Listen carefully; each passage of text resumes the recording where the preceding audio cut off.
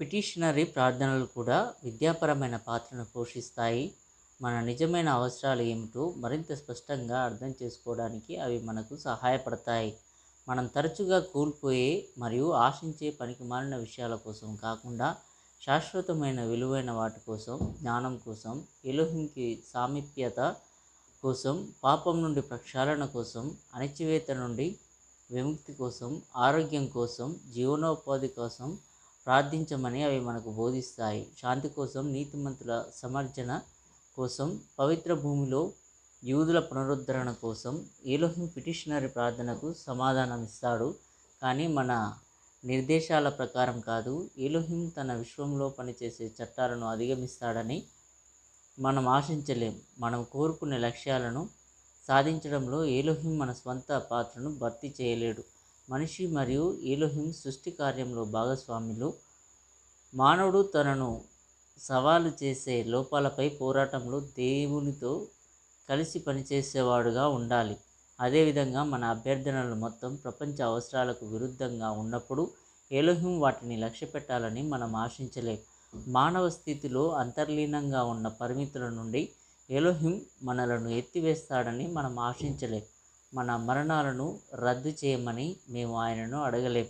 అంటే జీవితం మనకు పరిమిత సమయం కేటాయించబడుతుందని, లేదా మన వాతావరణంలో శక్తులచే దాడి చేయబడినప్పుడు నొప్పిని అనుభవించే మన సామర్థ్యాన్ని మాత్రమే అని అర్థం. ఇప్పుడు లేదా తర్వాత మన లక్ష్యాలను సాధించడంలో సహాయం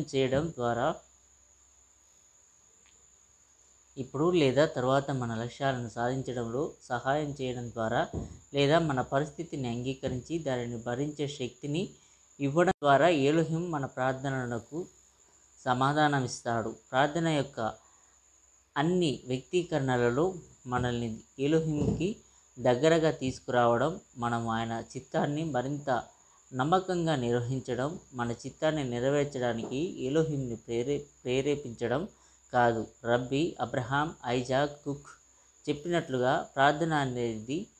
ప్రార్థన అనేది శాశ్వతమైన మరియు మార్పుకు అతీతమైన, అన్నింటికీ మూలమైన ఎలోహింలో ఎటువంటి మార్పును ప్రభావితం చేయదు. ఇది ఆత్మను దైవిక ఎత్తుల వైపు పెంచడానికి ప్రయత్నిస్తుంది. మనం కేవలం మాటలతో ప్రార్థించం.